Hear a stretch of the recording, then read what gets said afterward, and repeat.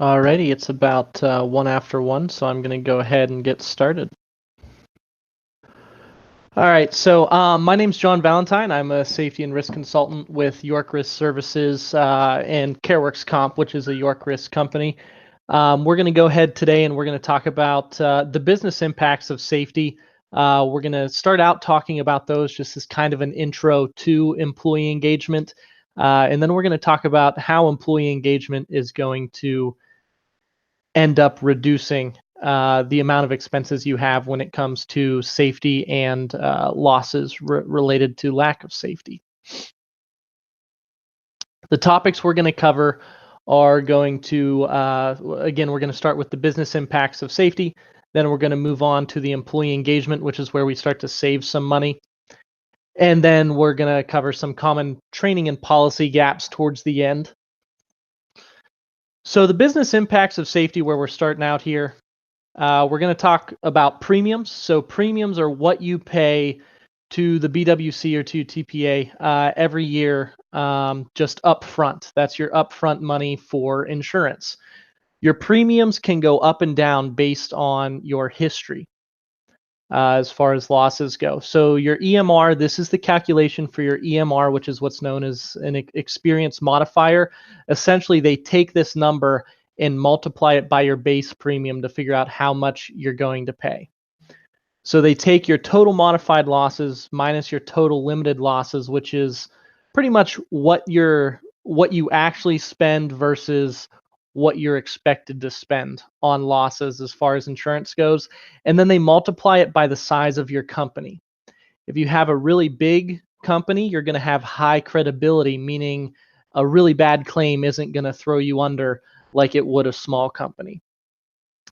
Those EMRs, again, it's based on your previous performance, and the worse your performance is as far as injuries and losses, the higher your premium is going to end up being. That's kind of the take home for this line. From there, we move on to the higher claims you have and the more claims you have, the higher your premium is going to be. That's what that calculation is going to determine. And you got to remember that anytime you have an incident, it's going to affect you for really 5 total years.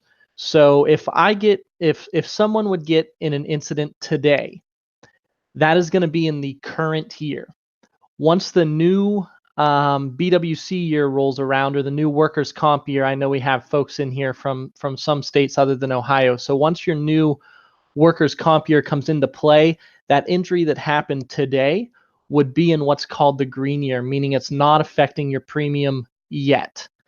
And then the year after that, it is now going to roll into what's called your experience period, and it's going to sit there for 3 or 4 years. It depends on what state you're in. Those numbers vary, but typically a claim is going to be in your experience period, raising your premium for 3 to 4 years after that initial green year. So a single incident is going to affect your bottom line for a long time. Not only that, but if the claim remains opened, meaning they're unable to finish treating the employee is still undergoing treatment, so the claim is open, it's going to affect you at a higher rate because we have what are called future reserves in place for future medical care that hasn't happened yet. And until that claim is closed, they keep that extra money on the claim, and it affects your experience, which in turn is going to raise your premium. Those things I have asterisks, the EMR calculation, as well as the 4 years plus a green year, those are going to vary from state to state based on legislative requirements for the state as far as workers' compensation goes. So some states may have more or less than 4 years for the experience period, and some states may have a different way of calculating EMR. So that's one business impact of safety, is your premium. That's probably going to be the biggest one for most of you that fall under the general industry category. But those of you that fall under construction, you're going to be much more concerned or equally concerned about the number of OSHA recordables or reportables that you have. So if you have an injury that OSHA that meets the definition of recordable or reportable by OSHA, which those of you that came to our last seminar, we learned what those were with the OSHA record keeping webinar. Inspectors are going to change their approach based on how many recordables or reportables that you have. So a recordable is something that goes down on your OSHA 300 log. When an OSHA inspector comes out, that's going to be one of the first things they ask to see is your record keeping log. If they see that you have a lot of incidents or that a lot of them have the same characteristics, they're going to really focus on that during their investigation or of their random inspection. Then the other half of that is the OSHA reportables. Reportable is where you have to actually call OSHA and tell them that somebody got injured or killed. Usually those are really severe injuries, your amputations, your losses of an eye, and things like that. And that's when you have something like that happen, OSHA will actually come out to your job site to investigate that specific incident, and you do have to report those or you face very steep fines. So if you have a lengthy sheet on your record keeping, that could be a red flag for OSHA, and they're gonna perform a much tougher inspection, which usually means you're gonna get more fines, and they're gonna be at a higher level than they otherwise would be if you had very few recordable incidents. Where some people make a big mistake here is they record things that don't need recorded. That is why that last webinar we had was really popular. Was because a lot of people were there to find out what exactly do I have to write down on these. So have you been under the microscope before by OSHA? If so, that's another reason that they're going to give you a tougher inspection, is if they've been out there before and found issues in the past, they're going to go and look for those same exact issues again. And if they cite you again for something they cited you for in the past, it's going to be much more expensive, because they may call it a repeat violation or a willful negligence violation, which you're looking at about 10 times the fine levels when you get into those willfuls and repeats. And then job bidding. Those of you in construction, this is where this really affects you. If you have a high level of OSHA recordables or a history with OSHA, it's very hard for you to bid on jobs. A lot of times, general contractors simply won't accept your bid if you do not have a good record with OSHA. And then we got to consider the levels of the fines nowadays too. So our current economic conditions have a lot of companies operating on a shoestring budget, especially the small companies, which make up the core of our CareWorks and your clients in the state of Ohio. The workers' compensation laws, they now favor the workers heavily. So now when you have injuries, they tend to cost more money because employees are getting treated much better in today's current workers' comp law scenarios. Also, OSHA enforcement and fines are increasing. They went up over 80% when the walking working surface standard came out. At the same time, they increased their fine levels for the first time since 1970, and they increased them over 80%. The cost of a serious violation right now is $12,934. On January 1st, that number is going to go up again, because now the way they wrote the new law is that it will increase based on the rate of inflation every year. So we will very likely see a $13,000 max fine level within the next month or two when we roll over to the new year. The cost of a repeat violation, again in 2018, the max level set for that was $129,336. And again, that number will go up on January 1st. And then failure to abate. So when you get cited by OSHA, they will give you an abatement date. If you do not meet the date to fix whatever they found, they're going to charge you $12,934 per day until you get it fixed.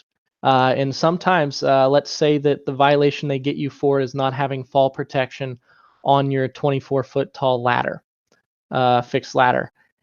If you don't get that fixed by their abatement date, and a lot of times those are expensive systems to install, you're looking at a couple $1,000s per ladder on those big 24-foot fixed ladders.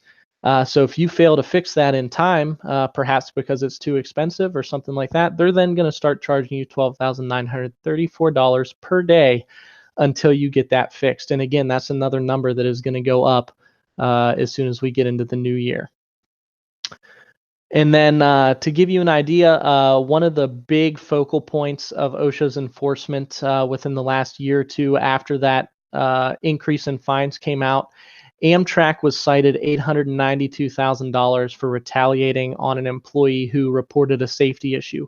Nobody even got hurt. An employee just noticed that something was unsafe. They reported it, and Amtrak actually denied them a promotion, and OSHA was able to prove that it was because they raised the safety issue.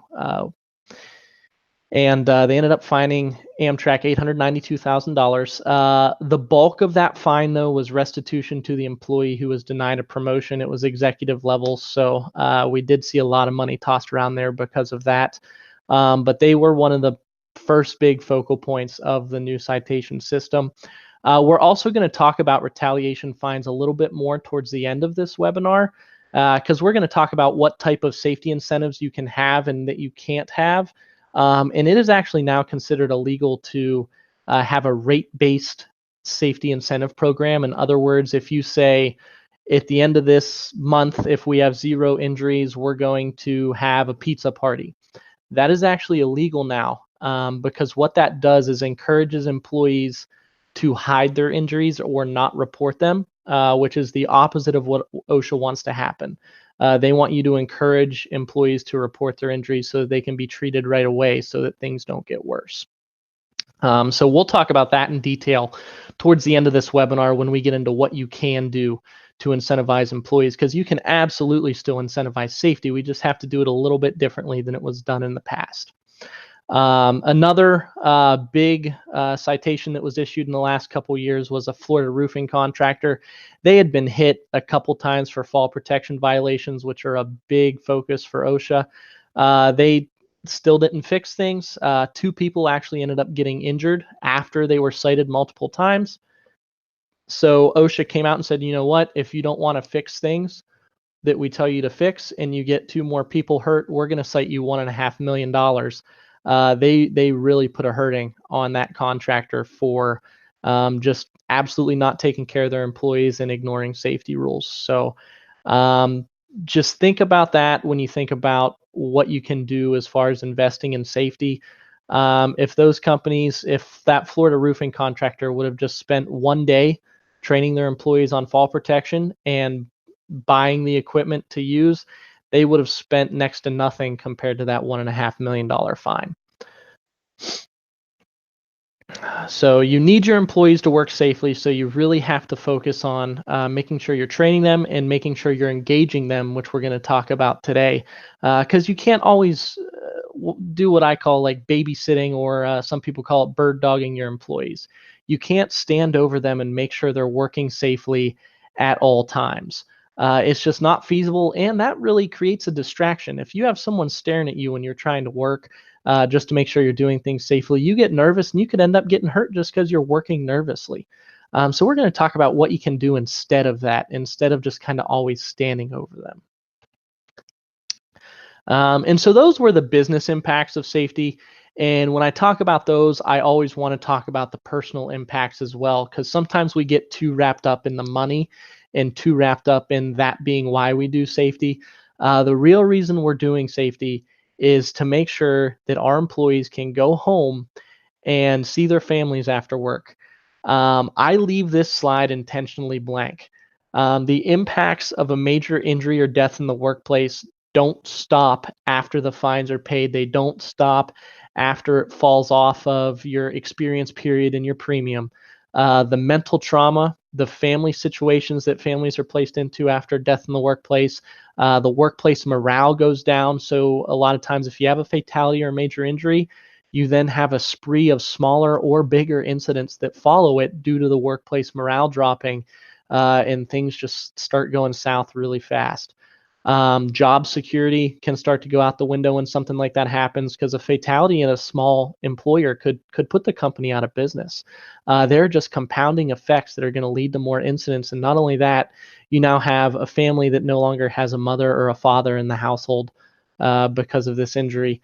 And my perfect, for example, for this is a client that my manager used to have as a client. He was a safety consultant for. They were a tire shop, and they had a fatality. It had to be well over a decade ago, and it was someone was filling up a tire. They did not have it. It was a tractor tire, so a very large tire with a lot of pressure in it. They did not have a cage around it while they were filling it, and it overfilled. Might have had a defect. I'm not sure the details, but it exploded and killed the worker that was filling it. And this is a company that you could have counted their employees on one hand. So at that point, my boss had acquired them as a safety client. He worked with them through that fatality in their workplace, and we're over a decade later from that incident, and we still have consultants that go out to that workplace. They have not had a major incident since. They go through yearly training. They get a refresher on every safety training they went through once a year. And they just completely changed the culture of safety at that workplace after that incident. The owners did a great job of steering that, and instead of letting things snowball out of control, they really took hold of things and got very proactive to keep any future incidents from happening. But the family that runs that company to this day does not forget about what happened. Anytime they hire a new employee, they tell those new employees of exactly what happened over a decade ago to make sure that it doesn't happen again. And they have a really their workers are tied together like a family, even though they're not related. They're very tight knit. They're from a small community, and that amount of understanding and valuing your employees and getting to know them on a personal level makes such a difference in safety. Because when your employees feel valued, they're not just satisfied with their job. They value their job. They value the company they work for. They want to do things the right way. Because they want to keep their job and they want to keep everyone tight with them. They have a personal tie to the business now. It's no longer just you give me money and I show up. It's I like you. I want to come to work. I want to do the best I can, and I want to work safe. And that's going to be our goal coming out of this webinar, is to talk about how to engage employees on that level, but to do it without having to go through that type of incident or fatality in the workplace. So we're going to talk about a couple things up front. We're going to talk about maintaining the workforce. We're going to ask a couple of questions. Those of you that have been in some of my other webinars or seminars in the past couple of years may have seen some of these questions before. So we're just going to go over like 3 slides with these, and then we're going to jump into the new content. But this is kind of at the core of what I believe. Number one, you need to find out, is your workforce working to your specifications and training requirements? Number 2, is your workforce safe? And number 3, and this is the big one and the one that small companies have the most trouble with, is it time to separate from members of your workforce? That can be very difficult for small companies, especially those that have a lot of family and friends working for them.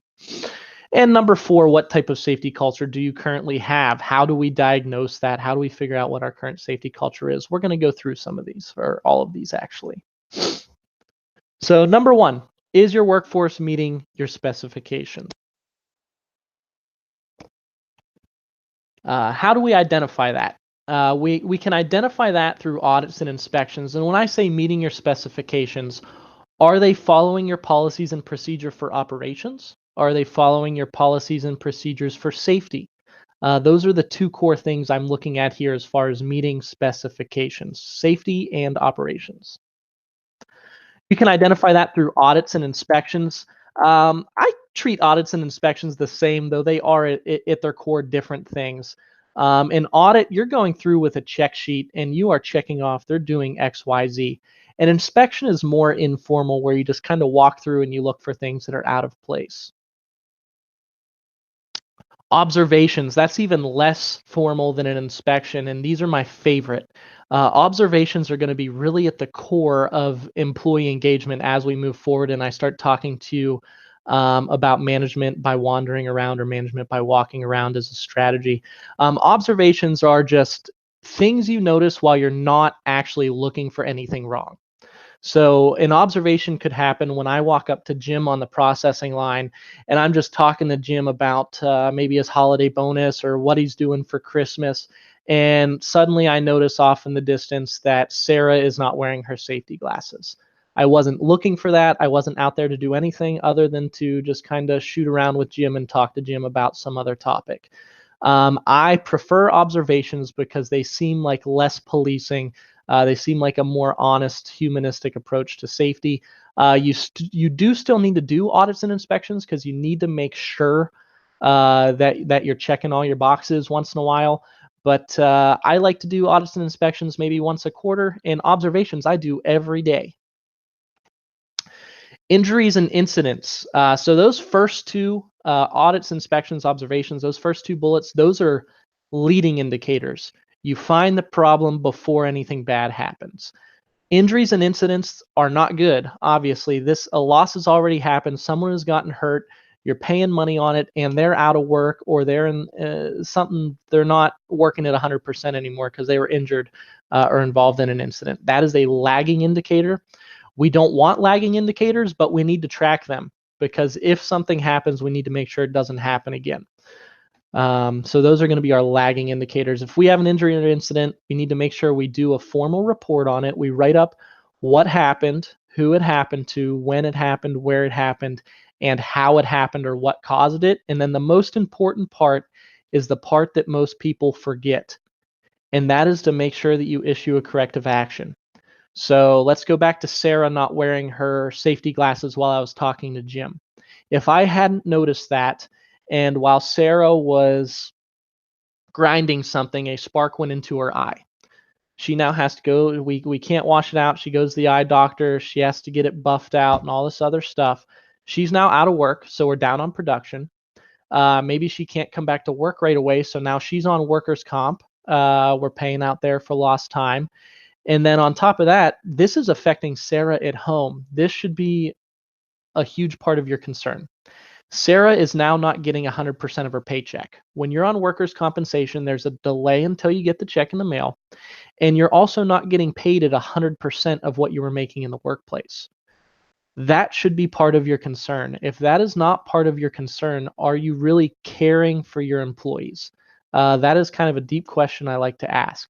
So we don't just want our employees to come back to work because we're losing production or we're losing money.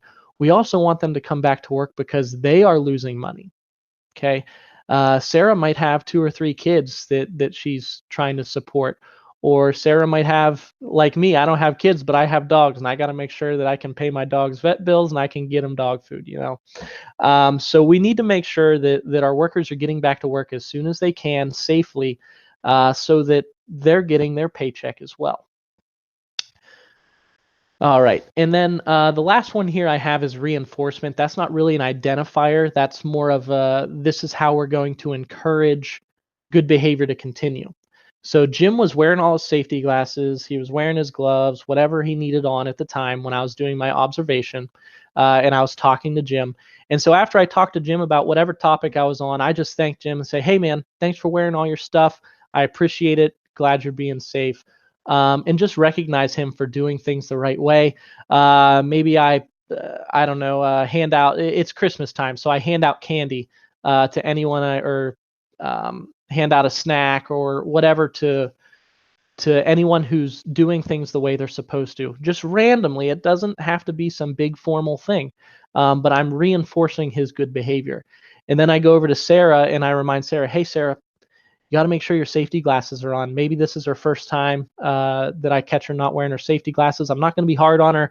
I'm not going to write her up. I'm going to give her just kind of a verbal, hey, make sure you're putting your safety glasses on. You don't have to make it sound mean, and then come back in an hour and she has them on. Give her a piece of candy too, or whatever that you can hand out. Maybe you're giving out T-shirts with the company name on them or something like that.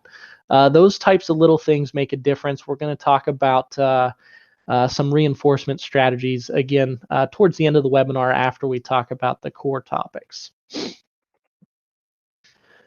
All right. The next question was the perception of safety in your workplace. How do your workers perceive safety in your workplace? Is it a positive safety culture or is it a negative safety culture? Do you have accountability among the workforce? When the safety person or the supervisor walks away, who is there to enforce the policies? Usually it's nobody, and that's okay. That's where you have to have accountability among the workforce.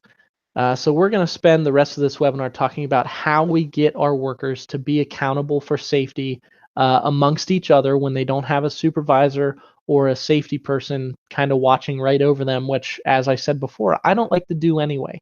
If you have to pay someone to stand there and make sure your employees are working safe all day, uh, what's your safety person doing other than watching? We want our safety professionals to be doing proactive things. We want them working on programs. We don't want them to just be an expensive babysitter. Okay, so we need to make sure our workers start to be accountable for each other and for themselves.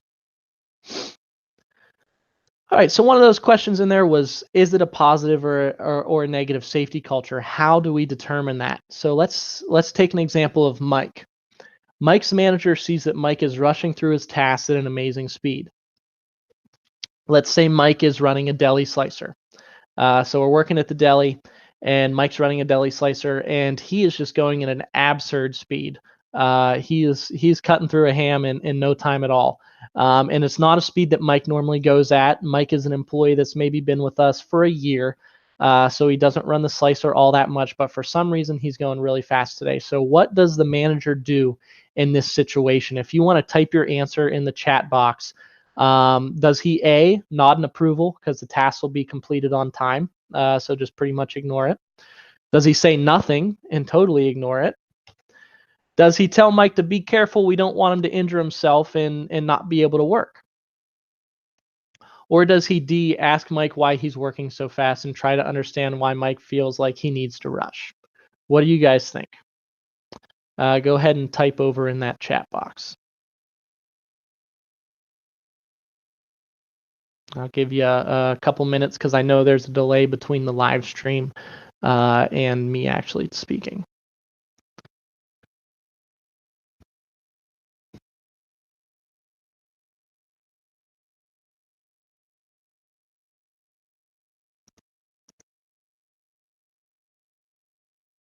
Good. So I got Ashley, Sally, Elks, and Marie. You all said letter D, and that's correct. We want to ask Mike why he's working so fast and try to understand why Mike feels like he needs to rush. When I used to do this slide in person at seminars, I would often pause the slide on letter C. Whoops, got a little ahead of myself there. And everyone would start to shout out C before I ever even brought up letter D. So I want to go through these real quick. A and B are not the correct answer because there's a good chance Mike's going to get hurt if he's working faster than he really should be. So let's move on to letter C. Do we tell Mike to be careful? We don't want him to injure himself and stop working. That answer could be correct. It's probably the second best answer. The reason I don't like letter C is because it depends on what type of person Mike is. There are certain people that if you tell them to be careful, that will make them angry because they think that you're saying they're not skilled enough to go that fast or they are being careless. We don't want to anger someone who's already working faster than they should be for some reason that we don't know. Now, if Mike is someone I know on a more personal level already, and Mike knows I care about him and I care about his kids and his family, that might be a little different. Now I might tell Mike, be careful before I roll into letter D. But really the best answer here is what you guys said is letter D. Ask him why he's working so fast. Try to understand why he feels like he needs to rush. I used to work on a pipeline construction site out in Southwest Pennsylvania. I was a safety coordinator for a spread of about 250 guys at the peak of the job over 11 miles. And I had a worker out there who was in a similar situation to Mike. He was working faster than he normally does. He looked worried. He looked nervous. And he was you could tell he was trying to keep himself extra busy to distract himself from something. So I pulled this guy to the side and said, what's going on? Why are you're acting a little weird today? I noticed you're working fast. Seems like you're rushing, looking for a bunch of stuff to do. And it was a slow day. They didn't even need to be doing a lot. It was a slow day that day. And that employee explained to me his daughter was up in Pittsburgh at Children's Hospital. She was undergoing her second surgery for a health condition that she has. And so I asked him, well, what's time's the surgery? He said, well, it's at 2 o'clock. And at this time, it was like 11 in the morning. And we were only about an hour from Pittsburgh. And I said, well, why don't we finish up what we got going on here, and I'm going to come back and check in on you. Just slow down a little bit and take it easy, relax. She's going to be all right. And so I went and talked to the job site superintendent and they explained the situation. He said, well, why don't you send him up to Pittsburgh? Now they were a fairly small company, but they're a union company. So about half the workers were company workers and the other half were guys from a local union hall that were out there working. And he happened to be one of those union guys. So he wasn't too familiar with the company and kind of the family bond that the other half of the company had. And so that superintendent told me to let him go for the day and tell him, hey, we'll pay you for the day. It's after 11 a.m., so you get paid for the full day. Go ahead, take off and go up there. So he took off about 12:30, 1 o'clock, and headed up to the hospital. So he was there when his daughter got out of surgery. And we lost a guy for 3 or 4 hours of labor on a day that was already very slow. And it was not a big deal. We didn't really lose much at all. And he got to go see his daughter, and he came back the next day. And I tell you, I never had any safety issues with this guy after that because he felt so valued that we said, go ahead, go up and see your daughter, even though it was in the middle of the workday on a pipeline construction site. And that made all the difference in this person's outlook on the entire company. And when he felt valued like that, he felt like he was responsible not only for himself, but for the safety of others at that point too. And he ended up being one of my biggest resources on that pipeline. As a safety guy on a pipeline, you don't get a lot of respect right off the bat. A lot of people get angry at you because a lot of the things you put in place slow down what they're doing. And so it's a whole different ball game when I tell someone they need to do something for safety compared to when another worker tells them. If it's another worker that does the same thing that they do, they're way more likely to listen to that person without complaining or putting up a fight or getting annoyed. If I say it, they'll still do it, but they may complain, they may put up a fight, they may get annoyed, which especially in construction is common because a lot of times you're working with guys that don't know you. You jump from job site to job site. So that was an important asset for me to have moving forward on this pipeline where we had a lot of injuries at the start of the job.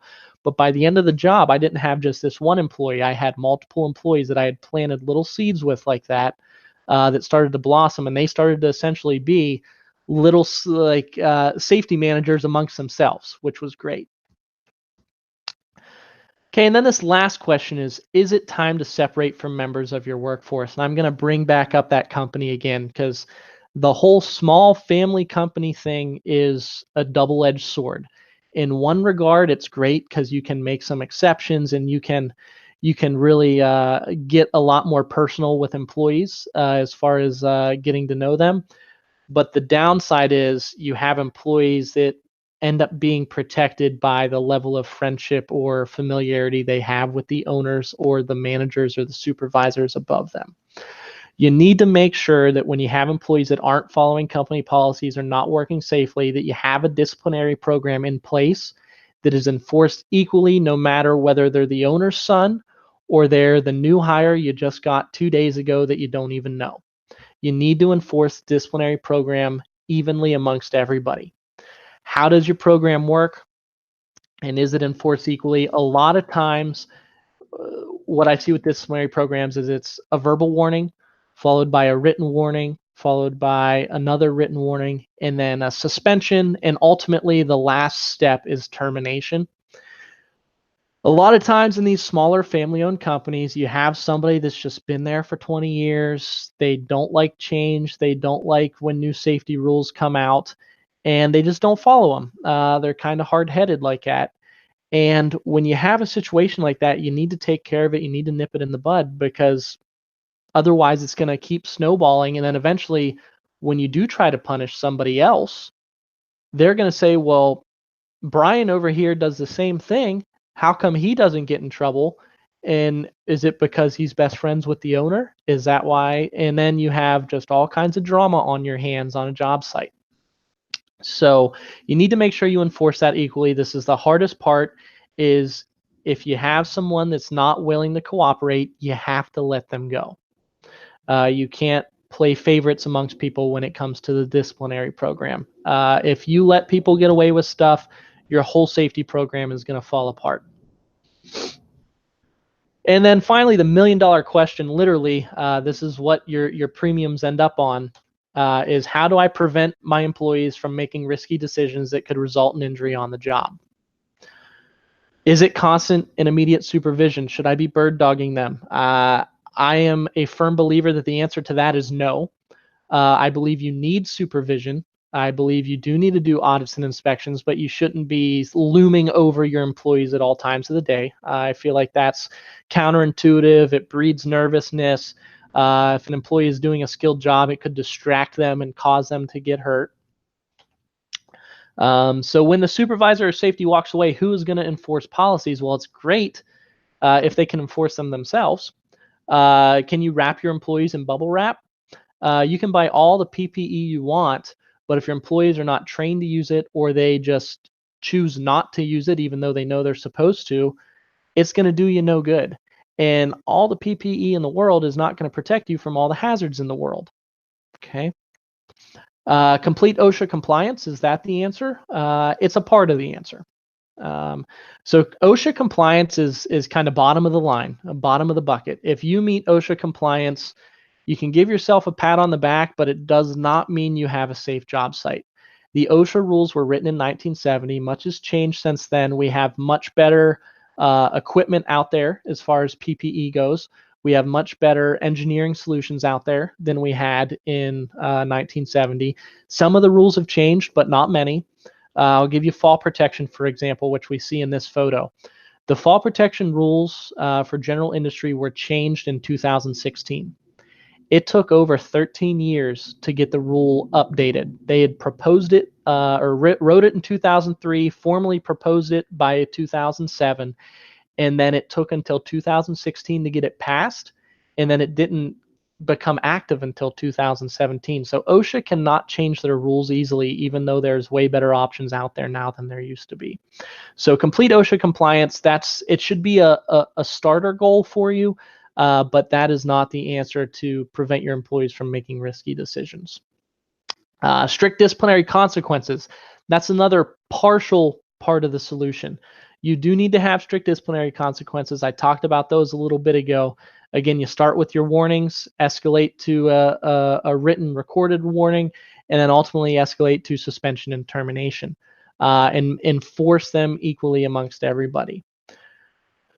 Now we're getting into the core of the answers, which is training and education. It's important to make sure employees know why they need to do things, not just to do them. For example, in the photo I have here on the bottom right of the slide, we have 3 workers here who are safety violations. The first guy in the orange shirt that's standing closest to us, he is tied off to what's called a self-retracting lifeline. He's about 8 feet off the ground. He walked out horizontally about 12 to 15 feet from it. So if he falls, he's going to smack the floor. That's not going to stop him at all. He's wearing it, but he wasn't trained properly. That's not going to do him any good. Not only that, but if he walked the whole way over to where it's anchored off there on the left side of the picture, if he would fall off the edge of the building, it still wouldn't do him any good because he anchored it to a single piece of rebar that was tack welded onto more rebar. So he would have fell, and just the weight of that fall would have snapped it, the anchorage point, and he would have fell to the ground.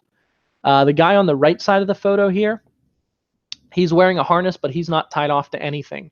Then there's another guy way back in the back that's hard to see. He's tied off to a rat line, which is a horizontal lifeline that was not designed by an engineer. If that guy falls, he's going to rip that rat line again off of a single piece of rebar and fall. So these guys have all the right equipment. They have all the right PPE, but they were not trained properly. And not only that, you got one guy that's not even using it at all. So again, they're not making proper decisions. Maybe they're not trained properly, or maybe they're just choosing not to do it. So then we move to kind of the piece that holds everything together, which is the core of this webinar, which is going to be employee engagement. So let's assume these guys are properly trained. They're just choosing to not use the equipment properly. We need to engage them and get them to value the company and value their jobs and what they do, and value us as owners, safety professionals, HR professionals, and those of us that work with them enough to make these decisions on their own to do things properly. So how do we do that? Best case scenario, our end goal is going to be employees make wise decisions on the job in the interest of safety for themselves and their coworkers. Is it realistic? Yes, absolutely it is. And yes, absolutely it can be accomplished. We did it on a pipeline back in, that was 2014 or 15, out in Pennsylvania. If we can do it on a pipeline, you can do it in any other job site. The pipeline it was a union job where a lot of the employees didn't know each other. There was a lot of tensions between companies and unions and inspectors. There were a lot of third parties involved. It was not the greatest safety culture when we started the job, but by the end of the job, we had proper reporting of injuries. We had a huge reduction in frequency and severity of injuries by the end of that year and a half job. So if we can do it out there, I truly believe you can do it inside of any company. If it can be done in construction, it can be done anywhere in general industry. But you need to engage the employees. You need to make sure they know they're valued by the people they work for. So what is employee engagement? I keep talking about employee engagement. So let's start with what employee engagement is not. Okay, employee engagement is not the same as employee satisfaction. Employee satisfaction is what many of you probably already have in your workplace. That indicates how happy or content your employees are. It does not address their level of motivation, involvement, or emotional commitment to work. For some employees, being satisfied just means collecting a paycheck while doing as little work as possible. I'm sure we have plenty of people here that can raise their hands, maybe not for their current job, but in the past, that is what they did. They just went to work just to get a paycheck, trying to do as little as possible at work. That was me when I worked at a Burger King in my first couple years of college. Okay, I just showed up to get the paycheck and left. That's all I wanted to do. I didn't want to do anything extra. Had no ambitions to do anything more at work. And that's okay. That's where a lot of companies are right now. But how do we move on from that? Okay, when organizations focus on how to improve employee satisfaction, changes don't really lead to increased performance. Oftentimes, if you're just trying to improve satisfaction, that'll make some employees satisfied, but those same conditions are going to frustrate your employees who are trying to do more. The employees who actually like their job, who actually want to advance, are going to get very frustrated if you're catering to just employee satisfaction. Top performers are going to embrace change. They're going to search out ways to improve. They're going to challenge the status quo. And this is the importance part, your good employees are going to expect all the other employees to be held accountable for delivering results. Whereas your low performers, your people who just want to be quote unquote satisfied, they're going to avoid accountability. They're going to cling to the status quo and they're going to resist change. Okay, and that's what we don't want, because that's where you start to stalemate as far as safety improvement goes. Okay, employee satisfaction. Oops, looks like I had the same slide in here twice. I apologize for that. There it is with it broken down a little bit better. Sorry about that. I must have duplicated that slide and not caught it before I went through it today. All right. So what is employee engagement? Now we're going to get to the definition of what we're actually talking about today. It's the emotional commitment the employee has to the organization and its goals. This is where employees really start to get involved with your business. This emotional commitment is going to mean that engaged employees actually care about their work and their company. They don't just work for a paycheck or just for the next promotion, but they work on behalf of the organization's goals. Okay. A lot of small companies, they don't even let their employees know what the organization's goals are. Where do we want to get? Do we want to open up another location on the other side of town? Do we want to expand the number of clients we have? Do we want to increase our customers per hour? What are our organization's goals? When employees care, when they're engaged, they're going to use what's called discretionary effort.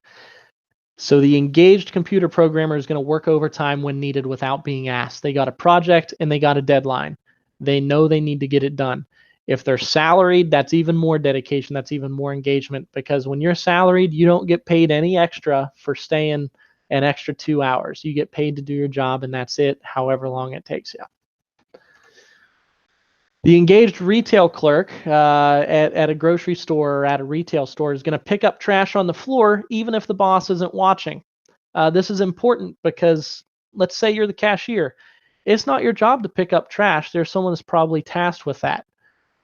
But the trash is there. The customers see it. You go out of your way to pick it up and throw it away. That is an engaged employee. It's little things like that. As small as that seems, that's huge when it comes to employee engagement. When there's a leak, spill, or other hazard, this is where we're getting into very safety related now. The engaged employee is going to report it or take care of it if it's in their purview, even if it doesn't directly affect their work. Whereas an unengaged employee is going to walk by, leave it for someone else, and not even report it to a supervisor. They're just going to, that's not my problem, and keep walking. Okay. I really pick on the retail industry here because this is an industry where your customers get to see your entire workplace. So this is somewhere where it's in the forefront, is in retail, but this same thing happens in warehouses. You got a patch of ice out in the parking lot of any job site. You got a patch of ice out in the parking lot. 3 people slip on it, but they don't fall. They don't let anybody know. Now you have another employee come, gets to work, slips on it. No one ever told anybody about it, even though 3 other people already noticed it. Never got salted, never got graveled, never had any caution, slippery surface signs put up, nothing. Now you have your employee, and let's say this time it's an elderly employee. So you have an elderly employee who now slipped on ice. You have a serious fall injury. And a fall injury like that can be fatal. Dr. Atkins, if any of you are familiar with him, he had a big diet back in the 90s. But Dr. Atkins, that's how he died. He tripped on a sidewalk and fell and hit his head. That could easily happen to any employee, especially an elderly employee. So it's important that you engage your employees so that they're reporting situations like that. Okay. So let's break it down a little bit more. Our engaged employees are going to be looking for opportunities to advance, opportunities to do things that are outside their job scope, as long as it's something within their abilities. They're going to be doing these things even when nobody else is looking. Okay, when you have an engaged employee, they're going to do these things when nobody else is looking. It's important to find that value in people. It's the humanistic approach to safety. Value your employees so that they value their company, they value their managers, they value their coworkers, and they want to do that extra step even when nobody's looking. Showing support. So you want to show support for your employees, and they're going to show it back for you as well. You can show your support by providing resources. You have slip, trip, fall hazards in your workplace, so you have a meeting about slips, trips, and falls, and you give a handout on slips, trips, and falls. You provide resources as far as counseling. Maybe you find out that one of your employees has some things going on at home. Maybe one of their kids is depressed. You remind them, hey, our health insurance plan will pay for so many sessions of counseling if you need to. Here's a reminder. That's an example of providing a resource that doesn't even directly affect the workplace. But if it's something you can remind them of, it's there. Okay, empowerment, giving employees more responsibilities, giving them more chance to impact changes, allowing them to get behind decisions. So let's say you want to change something on your supply line or on your operations line. If you're going to change maybe the way the conveyor belt works or something else, ask the employees first for their opinion. Ask them what they think will fix it. Before you even come up with an idea on how to fix something, ask them what they think will fix it.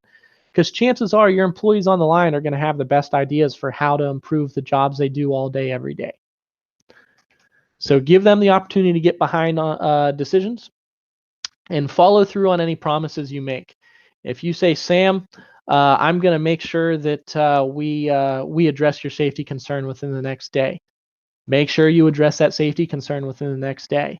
If you find out the safety concern was something that doesn't need addressed, there's nothing that needs changed, it was just someone was overthinking something, explain that to them. We thought about this, we looked through it. There's no danger with this machine. These are the safeguards that are in place that maybe you didn't already know about.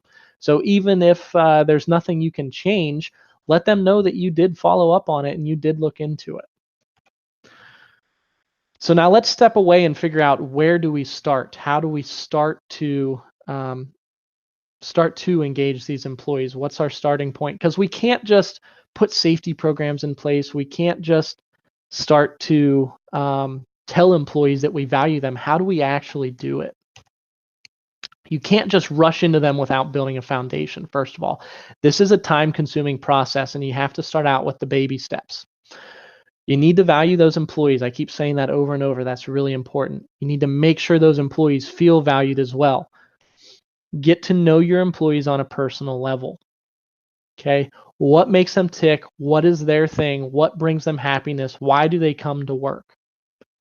Okay?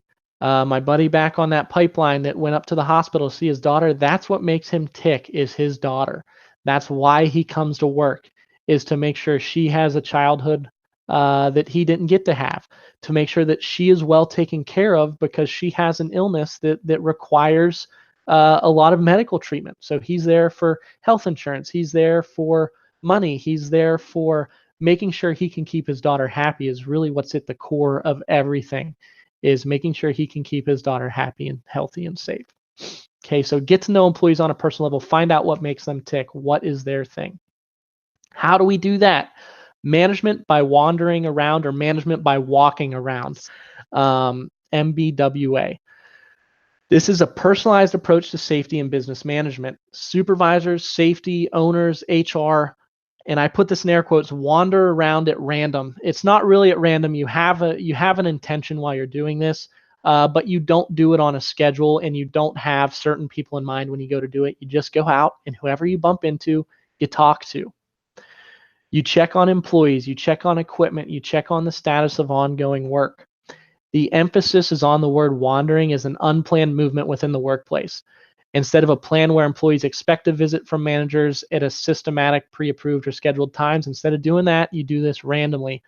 Otherwise, if they know when you're coming at the same time every day, they feel like they're just a checkbox for you. You're just coming to make sure they're doing everything right. Okay, so you don't want to make it look like that. You want to make it more unplanned. So, and it's important to go see the actual process and to understand the work. If I'm a safety supervisor on any type of job, let's say I work at a helmet manufacturer, I don't just want to go out when I hear that somebody got hurt. I also don't want to go out and look at the job they're doing and just make decisions on it without understanding everything that they do as part of their job. Because if I make a change on that manufacturing line, it could affect other parts of the process. It could affect their safety negatively on another part of the process that I'm not familiar with. So I need to go and see the actual process. I need to understand the work. And I, as a safety professional, need to ask them questions about their job and really understand what they do before I make any decisions on their behalf. This is a safety approach and a business management approach. So this just doesn't just apply to safety professionals. This applies to regular supervisors and owners as well. Effective managers cannot effectively manage their workers involved in a process that they themselves don't know enough about. This is a fundamental piece of what's known as the lean management philosophy, which is a waste cutting approach to business. Which, if you're looking for more info on topics like this, lean management is something I advise you to look into. There are plenty of courses online for it all over. So management by wandering around. During these wandering or walking sessions, strike up personal conversation with workers regarding whatever topics interest that employee. Okay, in this photo up here that you see above, these guys are actually showing each other pictures of their kids. Okay, that is a perfectly fine management by wandering around session. Don't even go there to talk about safety initially or about the operations. We just strike up a personal conversation, and they start talking about how one of their kids is getting ready to graduate, or one of their kids is having a baby, and they start sharing pictures. That's great. You want that camaraderie amongst your workers and between your workers and management. Okay, this allows your management team to get to know employees on a deeper level, allowing you to truly value them for who they are, not just what they do for the company. That's an important part of it, is valuing them for what they do for the company, but also value them for who they are as a person. Okay, these are also known as Gemba walks. This is something that Toyota developed, I believe, over in Japan decades ago. It's an opportunity for staff to stand back from their day-to-day tasks to walk the floor of their workplace to identify wasteful activities. And really, this all comes back to Dr. Deming, Edwards Deming. Trying to remember his full name, and it's leaving me right now. But it comes back to what's known as the Deming management method as well, which is another topic. Again, if you're interested in this to pursue, would be the Deming management method. Okay, the Gemba walk is designed to allow those leaders to identify existing safety hazards, observe machinery and equipment conditions, and ask about the practice standards, gain knowledge about the work status, and build relationships with employees. So while I was walking around and talking to these three guys about their kids who are graduating or their grandchildren that are being born, while I'm doing that, let's jump way back to one of those beginning slides. Remember I told you about those observations? While I'm having these conversations, I'm looking at the safety around them. Are the pipe racks chalked so that they're not rolling away? Are the vehicle wheels chalked so that they're not rolling away? If I'm in a factory, are the emergency stops in place? Are workers wearing their PPE? So you see these guys are all wearing their hard hats and their safety glasses. If I would be having this conversation with them and I'd also look off in the distance and see someone not wearing their safety glasses, at that point I'd say, hey, I'll be right back. I got to go handle something. I'll go handle the person without their safety glasses on, and I'll come right back and continue the conversation where I left off. And then I'll say, all right, I got to let you get back to work. It was nice catching up. I'll talk to you again tomorrow. And then move on and continue wandering around until I bump into another person that I can chat with and see what they do and ask about their job and ask if they have safety concerns. Okay, so the objective is really to understand the value stream and its problems rather than review the results or make superficial comments. And you don't need to remember all these fancy terms, MBWA or GEMBA. You don't need to remember that. What's important is that you remember to walk around, strike up personal conversations with your workers while you're doing your normal walkthroughs or your inspections or your audits. Make things a little less formal, make things a little more comfortable, and create real bonds with your employees. Okay, so let's break it down a little bit further. What can we do to get these employees engaged? So once we have that personal relationship, once we start to value each other, now we can start adding on some really physical engagement.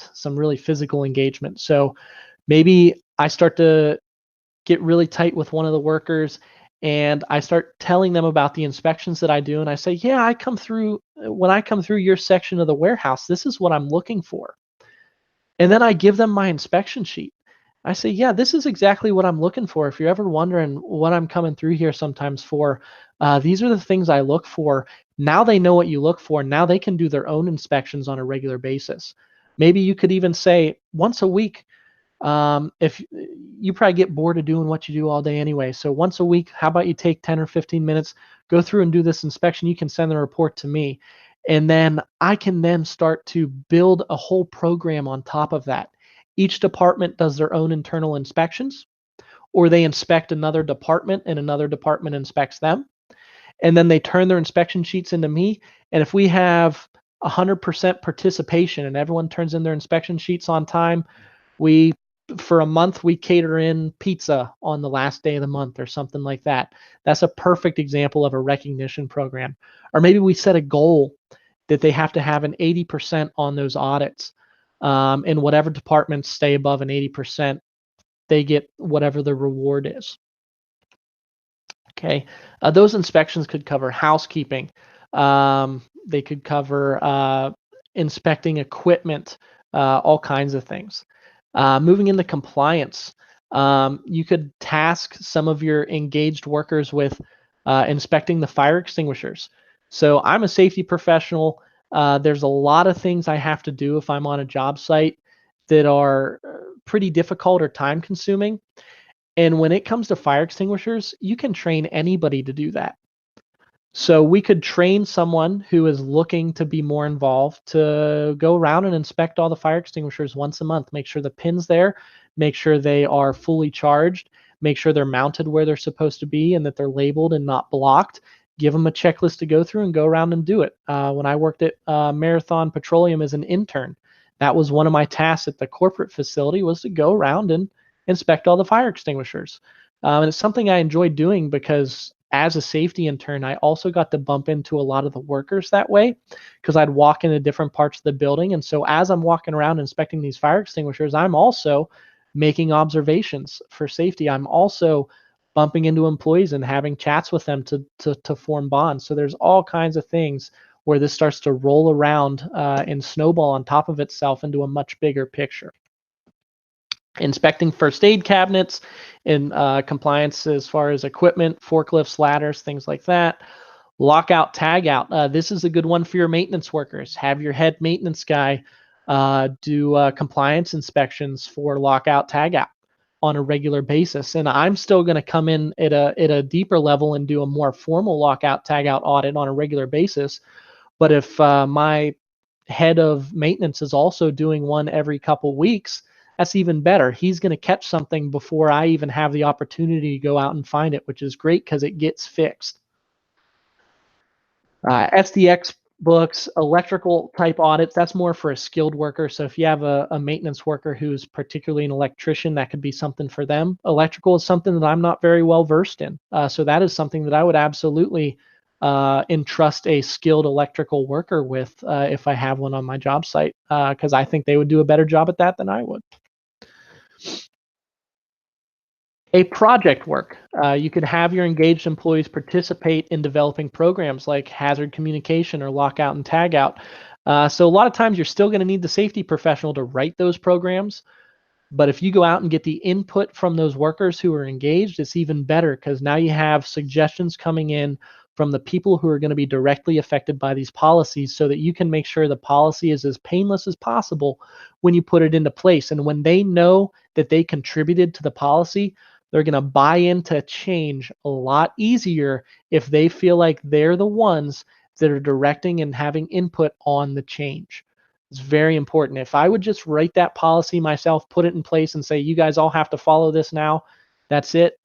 People are going to get angry. People are going to get upset. Morale's going to go down. They're not going to be happy about it. But if you just frame it completely differently and let them have the input, totally different scenario. Process improvements.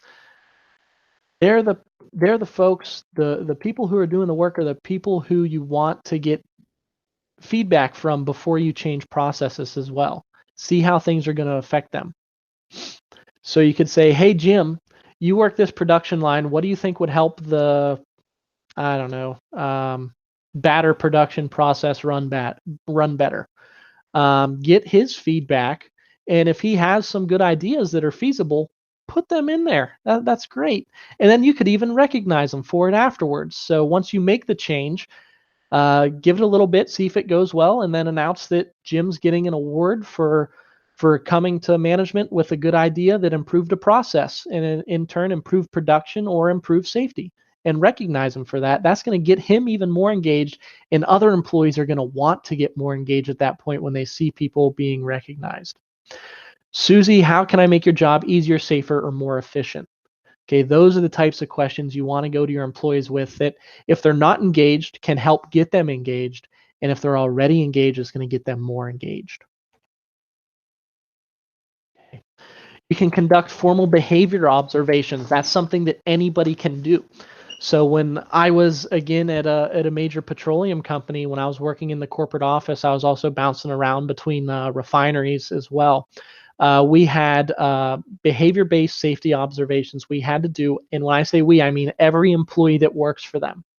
You had to turn them in once a quarter. So 4 times a year, you'd fill out a form that was about an observation you made of someone either doing something safely or unsafely.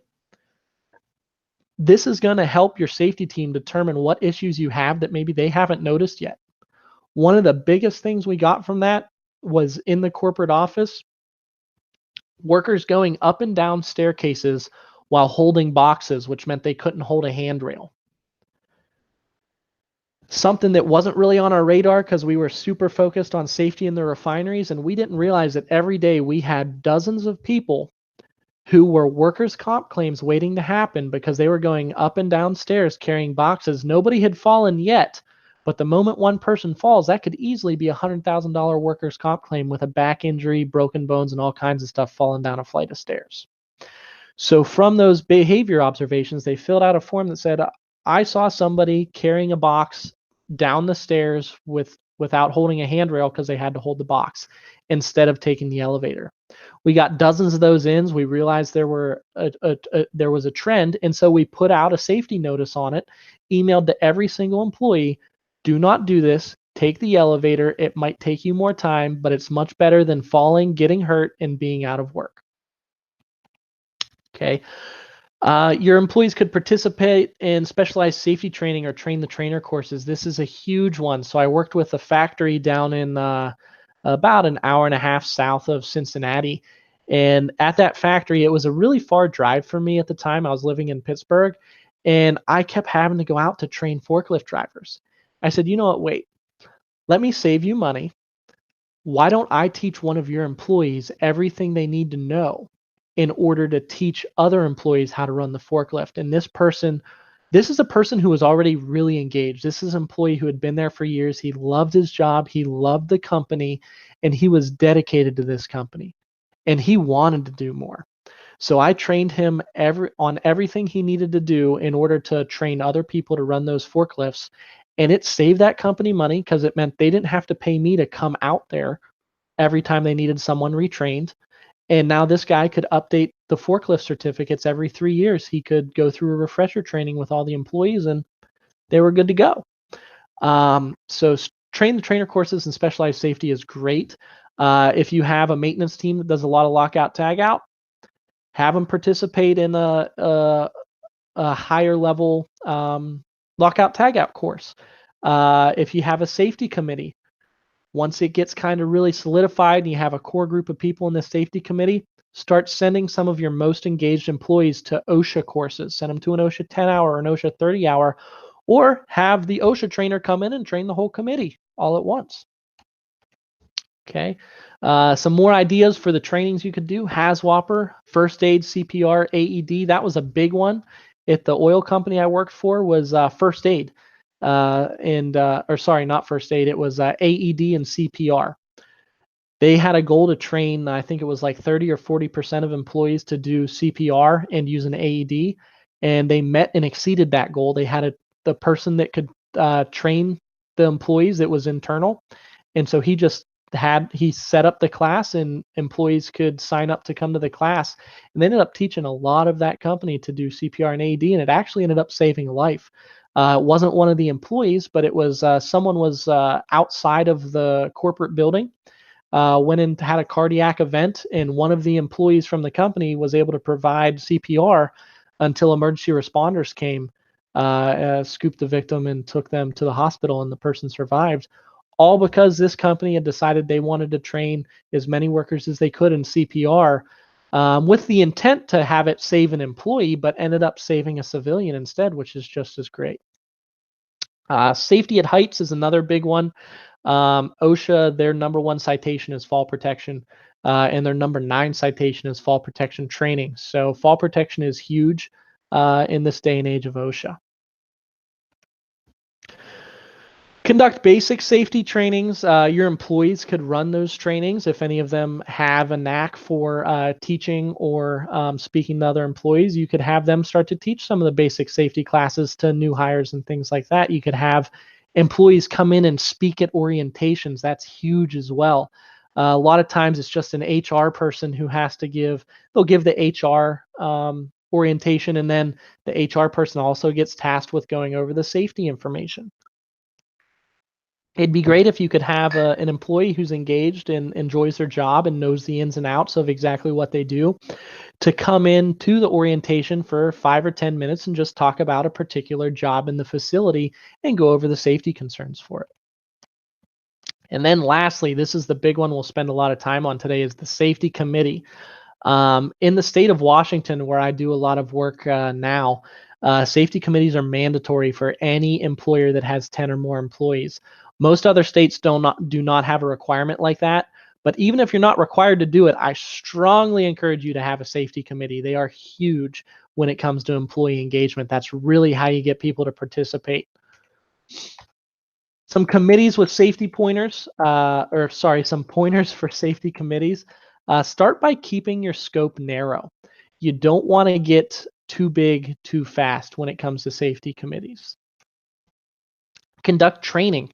If someone is on the safety committee, you don't want to think you don't want them to think that means they're the safety police now. That is not the case. Their job is not to go around and yell at people or tell people when they're doing things wrong. The job of a safety committee is passively to see any violations they spot as far as safety goes and to keep track of them, trend them, report them. If they see someone without safety glasses on, it's okay for them to go up and say, hey, don't forget to put your safety glasses on. But you don't want them going up and like writing a citation and saying you didn't have your safety glasses on. Okay, you need to take a humanistic approach to this. You could have them report any major violations straight to the safety coordinator. But really, the big thing of the safety committee is to discuss concerns. So if there's a safety concern, you want the safety committee to be bringing that up amongst themselves, discussing it. Your workers that are not part of the committee, they should feel comfortable going to a committee member to bring up an issue anonymously. If someone is worried about something injuring them or some sort of task, bring it up to a member from the safety committee. At the next meeting, the committee member will talk about it. If it's something more urgent, the committee member should go directly to the safety professional or whoever would be responsible for that. Okay. Set boundaries for sure. Just talked about that. Describe responsibilities and expectations. So typically at the start, they're going to meet maybe once a month or once every other week. They're going to go over an agenda. Maybe they'll have a topic for the week or the month. Let's say the topic is housekeeping. They'll go over the company's policy on housekeeping. They'll discuss if there's any improvements they would like to suggest to make to the housekeeping policy. They'll talk about ways they think they can promote it. And then for the rest of that month, they'll go out and when they see a housekeeping issue, they'll document it. And they're going to advocate the housekeeping policy. They're going to remind other workers of what that policy is, but they don't want to do it just when someone else messes up. Okay. Maybe they'll go out and say, hey, this month's topic is housekeeping. I'm the representative for our department on the safety committee. So we're going to go over a quick 5-minute talk about what our housekeeping rules are. And so your committee goes out to their respective departments and disseminates that information to all the other employees rather than just having the safety guy stand up and talk to everybody all at once. Because again, workers are going to listen to each other and respect each other and be more willing to listen to each other than they are to somebody who is quote unquote the safety guy, at least until those bonds really form on the employee engagement side. And it's also a time saver. It allows that safety professional to focus on their other primary duties rather than sitting there and trying to speak to everyone all at once, especially if they have to go to different places and repeat the same thing over and over. It's much easier to let the committee know and then let the committee disseminate. And then I, as a safety professional, I'm going to go around and do my management by walking around. I'm going to work on my programs and policies and things like that. Describe the long-term vision. So the long-term vision on a safety committee is going to depend on what your company's goals are. Ultimately, you want to create essentially a mini regulatory body within your workplace, and they're kind of like a check and balance on the safety professional and on management.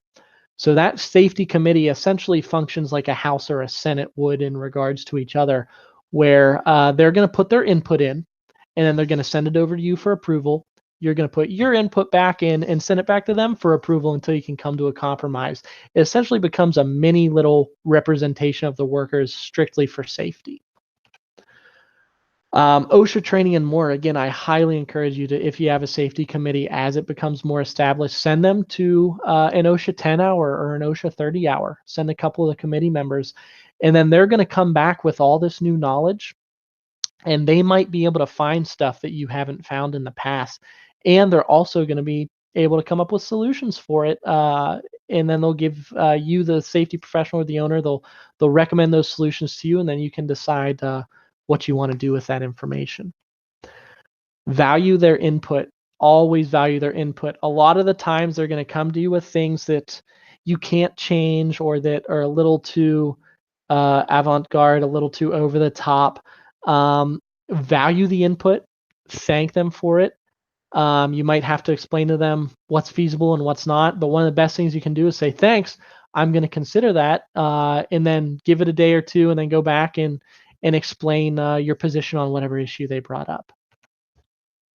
Set some goals and objectives. Always set goals and objectives to reach. And just to kind of follow up, or to recap that, always follow up on suggestions. It doesn't mean you have to follow the suggestion or do the suggestion, but you need to follow up on it, give feedback on it. Follow through on any promise that you make. The worst thing you can do is make a promise to your employees and not follow through on it. Don't be afraid to change things that are not working. Okay, so you may set some initial goals, but you may need to alter those goals in the future, okay, in order to make sure that your committee is still able to be productive. You may be a little overzealous at the start. Broaden the scope as the team matures. So you may want to focus on kind of a really small area of effect, maybe just on doing departmental inspections or fire extinguisher inspections, but then start to broaden that as the team matures and you get more members. The message you send to your committee, this is important, the message you send to your committee is sent to your workforce. If you come off as combative or angry or anything like that when you're speaking to or meeting with the committee, that is then going to go to the workforce, and that is going to be the gossip. So you want to, again, focus on that engagement, focus on those personal relationships, focus on being a likable and personable contact for that safety committee. And then they're going to disseminate that to the rest of the workforce, that connotation of you. And on top of that, any message you give them. So if you're talking about slips, trips, and falls this week, if you speak on that at the safety committee or to the safety committee, they're then going to take that slip, trip, fall information, or they should be taking it out to the rest of the company and to the people that work in their departments. Some of you smaller employers, a safety committee would essentially mean all of your employees. So what can you do if you're a very small employer? You can just generate discussions at safety meetings, essentially all hands meetings. Okay, incorporate traditional topics of a safety committee. So a safety committee, often when they meet, they'll talk about incidents that have happened in the past month. They'll talk about the corrective actions for those incidents, and then they'll have a topic for the month, whether that be slips, trips, falls, or something like that. You can do that same thing just in a company-wide meeting. Review recent accident investigation findings, review recent inspection findings, recent corrective actions and follow-up, and updates on current safety projects. That's huge. So the company I was telling you about, where I train their forklift driver, they have a safety committee, and the same guy actually runs the safety committee. He's now more of overseeing the safety committee. He used to be the guy who was like the head of it. Now he just kind of oversees it. He's essentially become their safety person. He gives an update on current safety projects. So one example here was, this is a warehouse type facility, manufacturing and warehouse. They have a lot of, I don't know what, like concrete pylons or bollards that kind of block things from being hit by forklifts. The safety committee brought up an observation that those had not been painted since the building was built way back in like the 1940s. And so they were originally yellow, but most of the paint had chipped off. They were hard to see now. So they had debated whether to repaint them or to get plastic yellow covers that go over them. They chose to go with the plastic yellow covers, citing that they thought it would be more cost effective in the long run because the covers were cheap and they'd last a lot longer. So they brought that to the safety person, and the safety person followed up on that and said, this is a good idea. We're going to do it. And at the next safety meeting, they have all this list of things they're working on, and one of them was where are we at with those bollards or those covers for the concrete pylons? And it was, we have 60% of them covered and updated with the new system, but we're still waiting on more plastic covers to come because the company they were buying them from ran out at the time, and so they had an ETA of 30 days until they would have the project finished. So make sure you give updates on current safety projects, and safety recognition is big too. If you have someone who went above and beyond in safety, recognize them. Okay, and then company and overall safety performance. You cannot reward people for safety, quote unquote, performance, that they have a low number of injuries or a low number of costs related to injuries. You're not allowed to incentivize that because, again, OSHA says that that discourages people from reporting honestly and keeps people from being willing to come forward when they are injured. But you should announce those numbers. Let people know when you're doing good, but also let people know when you're doing bad. You want to be honest and upfront and transparent. If you're having a poor year, let them know. But when you let them know, come out with a positive outlook and an idea for change and get their feedback. Ask them what they think can help turn things around if things are not going well. Safety perception surveys are okay. I'm a person that I'm not a big fan of them, but it's something you can do as a starting point to find out where safety stands in your organization. But a lot of times those are heavily weighted in the sense that if they come off as wrong, if you have a really poor safety culture and you send out a safety perception survey, when people read it and answer and realize that their safety culture is bad, it usually makes it worse. So I like to avoid those just because there's a lot of risk with those, in my opinion. Solicitations of suggestions or concerns is also a great idea on paper, but again, it depends on what your current safety culture is. If your employees are already engaged, absolutely solicit suggestions and concerns.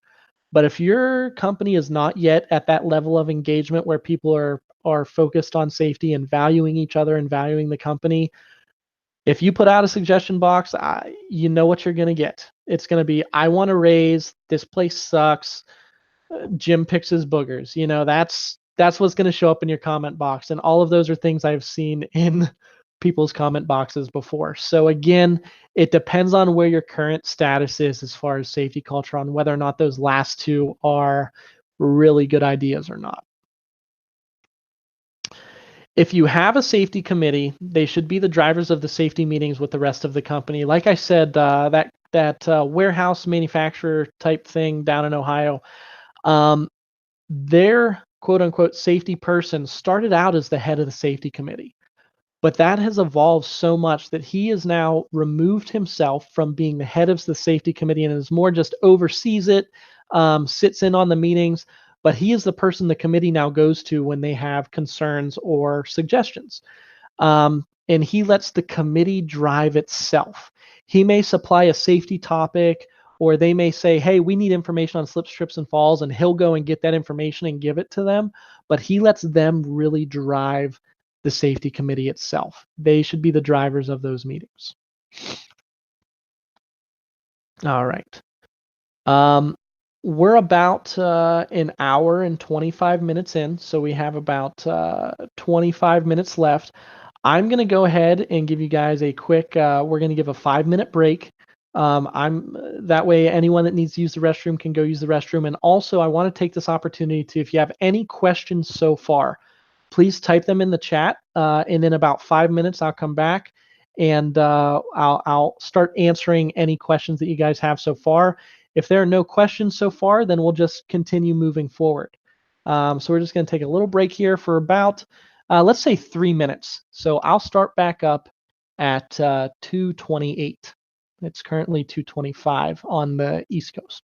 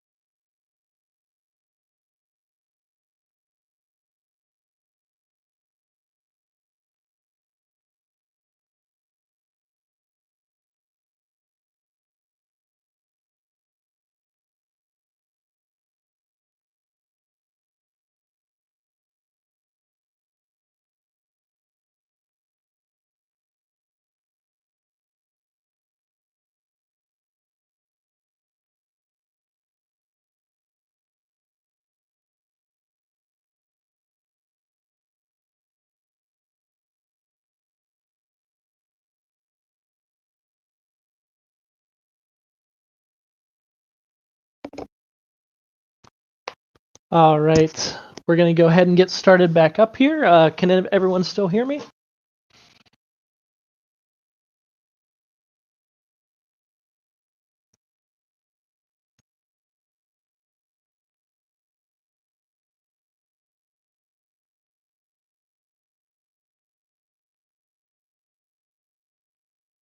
All right. Awesome.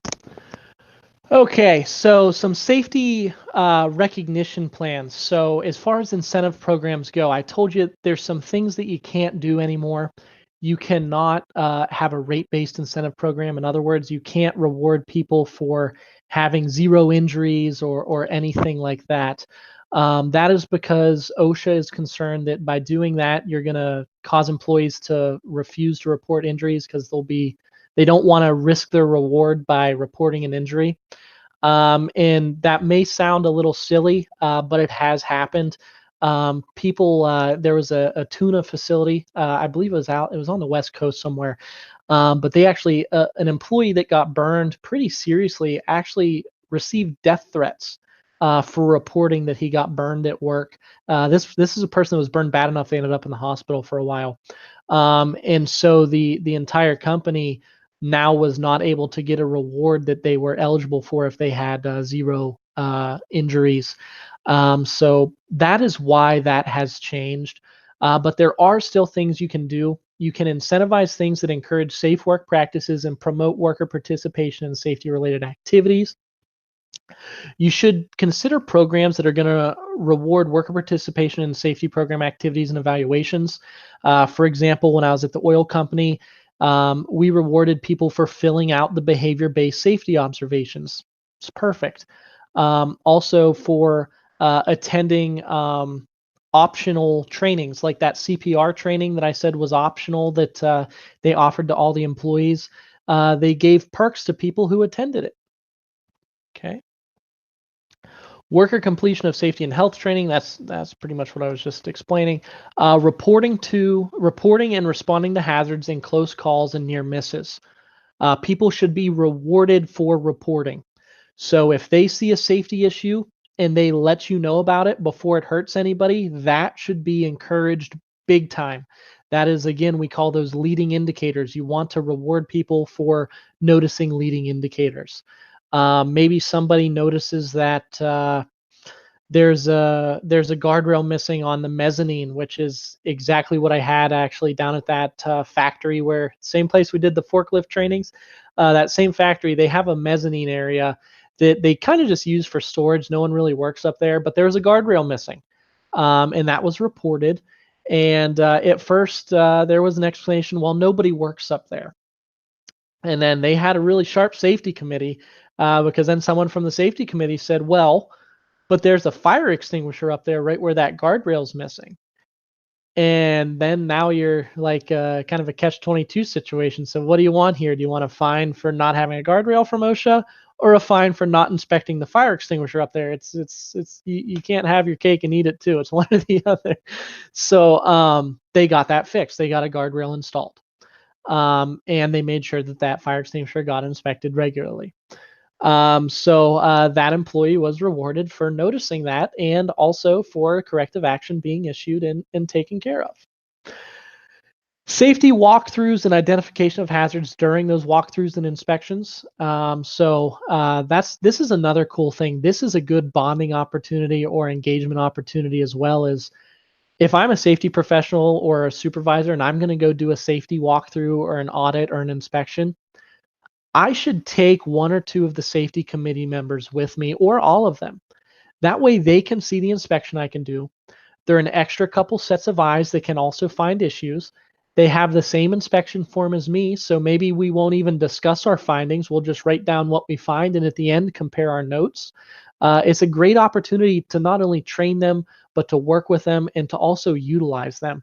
And then ultimately, you do that a couple times. Now they may be to the point where they can do the inspections more often without you, and you only have to come in and do your inspections routinely every month or every 2 months or every quarter, which opens up time for you as a supervisor or safety professional to go and attend to other matters. Conform us to planned preventative maintenance schedules. So this is huge in the oil and gas industry. If any of you are oil and gas, refineries have shutdowns where they shut down the whole refinery and do what's called a turnaround, where they repair a bunch of things all at once because they have to shut down the refinery to do certain things. So they'll fix all of that all at once, and at the end of that, they'll have rewards put out for performing the preventative maintenance on time or on schedule. And then while they have that celebration, they could also mention whatever the safety numbers were from that turnaround. So you're having the reward because you completed the turnaround on time. But while you're, let's say they have a cookout for it or something, while you're having that cookout, you have the owner come up and speak on a topic. You have the safety committee come up and have the safety committee announce that we completed this turnaround with exceeding safety numbers. We did very well. We had no recordables or something like that. Or maybe they come up with a different message. Maybe they come up with, we didn't hit our target for safety during this turnaround. We had some positives. We had some leading indicators reported, but unfortunately, we had more injuries than we expected. Most of those injuries were overexertions. So we're going to take a minute at this dinner or this cookout to talk about safe lifting and use it as a training opportunity. And compliance with legitimate workplace safety rules. This is a perfect example that you could throw in with your management by wandering around. While you're wandering around, you see someone that's wearing all the proper PPE, give them something, a branded pen, a t-shirt, a new hard hat, a sticker, a hard hat sticker. If you're wearing hard hats, give them a hard hat sticker. I was working safe today. Bam, slap that on their hard hat, Okay, don't hit them on the hard hat, but hand it to them, let them stick it on. Things like that are all great. Okay. Let's break it down a little bit more. Do not, I've emphasized this a lot, do not use rate-based incentives. It's illegal and outlawed by OSHA. That is new as of 2017 is when they outlawed that. So if you have what's called safety bingo, that's an example of something that's no longer allowed. That is actually a specific thing that OSHA put out a paper on saying you cannot do safety bingo specifically. So don't do that anymore. Find a way, be creative, but avoid being cliche to alter that to make it some sort of incentive that's permitted. It should fit your company culture. Which again, that's going to vary from company to company. It doesn't have to be expensive. Again, you could be handing out t-shirts, hard hat stickers, just regular stickers, bumper stickers that have the company name on or have a safety slogan on. It doesn't have to be something fancy. It doesn't have to be a big corporate dinner, nothing like that. It can be something little. It's meant to give a jolt to your safety efforts, but it shouldn't be at the core. People shouldn't be doing it just for the incentive. That's why I like doing the random incentives where I do it while I'm walking around. I don't let people know I'm going to come and give out a sticker for them wearing their safety glasses today. I just go and do it. And I do it randomly. It's not every single time I walk through. It's not every single time I notice. I just do it here and there. That gives them an incentive without the incentive being the reason they do it. You want it to just be a little jolt for your safety efforts. So how do we do it? How do we do this recognition plan? Depends on what you want that recognition plan to accomplish. Do you want it to accomplish safe behavior? Do you want it to encourage participation? Or do you want it to encourage employees to be on the lookout for the safety of others? Whatever you want to happen is what you need to recognize. So if you want to just foster safe behavior, well, perfect. Do the management by walking around thing and give out some sort of little award to anybody that you see doing things safely. Okay. If you want it to encourage participation, give an award when 60% of the employees complete the CPR training that's optional, but only give that award to the people who participated. Okay, find opportunities. There are plenty of different periods of the year that are great to use as safety recognition incentive periods. For example, the 100 days of summer between Memorial Day and Labor Day. We have the New Year coming up. The New Year is a perfect time. I know how cliche that sounds, and I told you to avoid cliche things, but it's your New Year's resolution. is to have a safety committee, and this is your topic, things like that. You could do things quarterly. Find motivators, or actually coming back to opportunities, the 25 days of Christmas. You could have, 25 days of, if you're open every day of the week, that is, you could have a different thing you do each day for that as far as safety goes. Find motivators. Friendly competition between departments, locations, and shifts. My mom works at a factory out in Somerset, Pennsylvania. She's on the safety committee there, so proud son moment.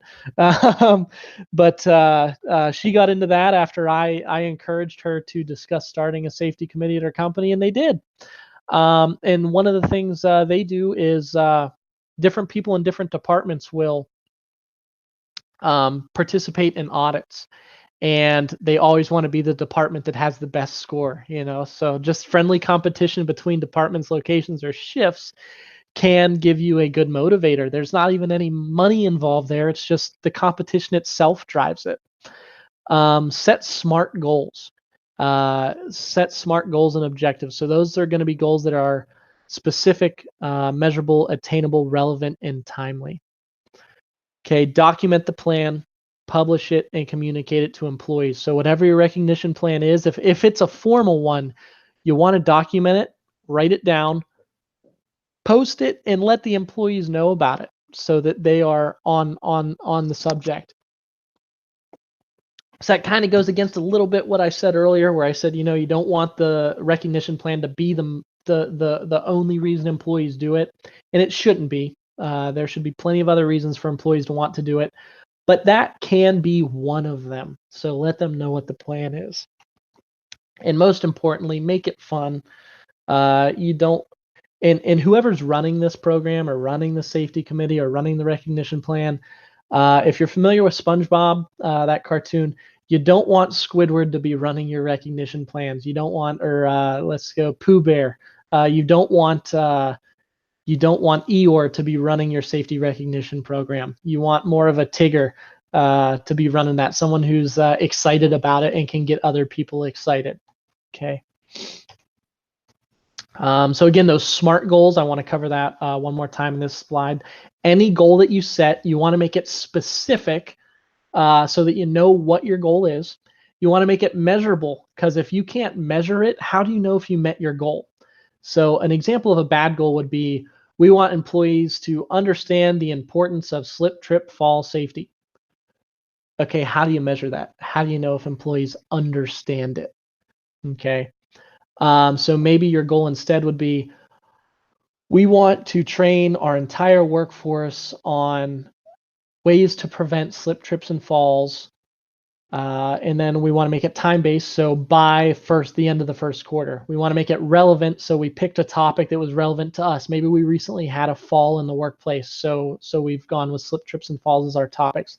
And you want to make it attainable. If you have 3 different rotating shifts, and on top of that, employees work different shifts on different days, maybe the end of the first quarter is not attainable for you to get everybody trained, because it's going to be hard for you to see everybody by then. So you want to make sure you make it specific, measurable, attainable, relevant, and time-based. Okay. The moment you have one topic that comes out that is not relevant, it could tumble your entire safety program. I'll give you an example of that on the pipeline. I was given a different topic every single day to cover at a morning safety meeting with the entire job site. One day, the topic that came across my desk was how to safely work on a roof. That was what was sent to me by my superior. And I think it was just a subscription service they were using. They just forwarded me the emails. I will tell you right now, I did not give that safety talk on how to work safely on a roof, because not a single one of my employees worked on a roof at our job site. And I knew that if I spoke to 200 plus guys at 6 in the morning about how to safely work on a roof when they were about to go work in a ditch or in a trench on a pipeline site, they were not going to take me seriously, and they were not going to pay attention to the next safety meeting in the morning, because they were going to be like, why are we even here? So I changed the topic that day and went with something more relevant. So make sure you're using a relevant topic. Okay, the what fors. Why are we doing this? Why are we establishing a safety committee? Why are we doing management by walking around to to engage employees and to create personal relationships with our employees. The reason we're doing that is the basic idea is you attract more bees with honey than vinegar. You want your employees to be on your side. You want your employees to value you as a company and you as a manager. And you're not going to get that by just policing them. You want to get them to buy in. Everyone says buy into the safety program. This is what buying in is. Employee engagement is the buy-in. You want exemplary safety performance. You want excellence in accident prevention. You want the accidents to be prevented. Okay. You want consistently high contribution to safety and health of employees. You want contributions to continuous improvement through participation in problem solving, decision making, or perception surveys. You want your employees to suggest safety and health improvements or to participate in employee involvement efforts. And you need to gear your strategies towards what you want the plan to accomplish. Okay. Your very beginning goal, just get to know your employees. Work your way up through this webinar from there. Once you get your employees, you get a personal relationship with them, you start to value them. Now you want them to value you and the company back.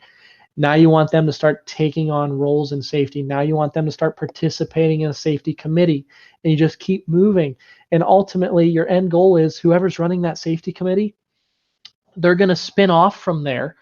And now someone else is going to run the safety committee, and you're going to have that intermediary, that former leader of the safety committee is going to be who oversees it now. You want this to take on a mind of its own and to grow organically. Okay. Some more examples. Sorry, this slide's a little bit out of order. Some more examples of how you can recognize your employees as far as rewarding them and reinforcing good behavior and participation. Gift cards, gas cards, movie passes. This is probably going to sound silly. This is completely unrelated to your employees, but I recently got a house, and my mortgage officer for my birthday the other week sent me movie passes. I don't think I've ever been so excited to get a movie pass because I really wanted to go see the Bohemian Rhapsody movie. So that was exciting for me. So it could be exciting for your employees too. Company logo and merchandise. So a lot of times companies already have big giant boxes of logoed merchandise sitting around that they just need to hand out. Don't just hand it out to everybody for free. Make them do something for it. They don't have to know they're doing something for it up front. They don't even need to know you have it. But you start to see something good safety-wise, go reward it by handing out those T-shirts, those hats, those pens, those stickers. Okay. And company logo merchandise, this is another one of those I should put an asterisk beside. If your employees are just satisfied, if they're not engaged, if they're just satisfied, they don't want your company logo merchandise. But if your employees are engaged, they want it. They want to wear it. They want to tell people about where they work. And this goes leaps and bounds beyond this. Okay, Ohio, certain parts of Ohio, I know we have a lot of employers from Ohio in this webinar. Ohio, Pennsylvania, the tri-state area in general, that's where I grew up with Southwest Pennsylvania. It's becoming a very hard place to find good employees. The economy's down in a lot of those areas. You have a couple blips there, like, Pittsburgh, Columbus, where you see a lot of businesses still thriving and you can find some good employees. You get out into some of the rural areas, it's really hard. Drugs have taken over a lot of our towns at this point. My hometown is one of those victims to the opioid epidemic. So it's hard to find good employees through traditional hiring strategies like just posting the job. But if you have employees who are engaged and good employees, they want more good employees with them. So they're going to tell their friends and family about the company they work for if they truly value it. And then you're going to start getting referrals rather than walk-in kind of responding to a newspaper ad types of hirings, which is great. Because that's how you get more quality employees is when you get them recommended rather than going out and searching for them. Extra paid time off can be used. So maybe someone has a big breakthrough, or maybe you have a really good year. You have a lot of participation in safety programs. 80% of your employees engaged in a safety program you had, or maybe 100%. So everybody gets an extra 8 hours of paid time off next quarter or something like that, Company-wide parties, barbecues, meals, gifts, theme park days, etc. I put an asterisk beside this because you got to realize that some of these come with some liability for you.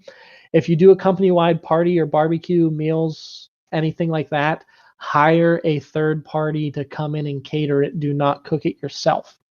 If you have employees that bring in a turkey to deep fry and it's frozen and they put it in that fryer and it overflows and causes a fire, that's now on you and that's now on your workers' comp. So by bringing in and having it catered, you take out some of that liability. Okay. Bragging rights. Bragging rights work for a while, but they can't be the foundation of your recognition plan. So I mentioned, departments competing with each other on audit scores and things like that. Works for a while on its own, but after a couple of quarters, it's not going to carry the weight it used to. You'll need to start incentivizing. Management taking one for the team to say thank you for a job well done. This was huge out on the construction site I was on. We actually had the owner come in to speak to all the workers out there. A lot of them had never seen the owner before. He came out to say thank you for doing such a great job on safety, for improving safety, because we had gone from a pretty poor incident rate when I'd first come there to a huge improvement by the end of that job in just a year and a half's time. So the owner actually came out and spoke to the employees. And this is a construction site that's 7-8 hours from where the company is based out of. So that was a big thing. Employees enjoy this more than you can imagine, especially when it's paired with another one of those items mentioned. They like to see management humbling themselves and thanking employees for their contribution. Because again, this is not about what management can do. It's about getting to know your employees, engaging them in what your employees are able to do. Okay. And remember, you can't use those rate-based incentives that could deter employees from reporting incidents and injuries. We want to encourage employees to come forward with injuries and incidents. That's how we prevent more of them from happening. What you can use is work participation in safety programs, activities, and evaluations. You can incentivize that. You can incentivize them completing safety and health training, reporting and responding to hazards and close calls and near misses, safety walkthroughs, identification of hazards during those safety walkthroughs, conformance to planned preventative maintenance schedules. Those are all things you are allowed to incentivize, and compliance with legitimate workplace safety rules. Okay, there, for example, that's me on the right side accepting what was called a Kudos Award, which was our company's awards for going above and beyond in safety. That was from when I actually worked on a job site where we had an armed individual came onto the job site, and that was handled appropriately through a couple different things that happened. But anyways, they recognized me for that. But employee involvement in a project should be recognized. Find fun, creative, key people to run your safety recognition programs.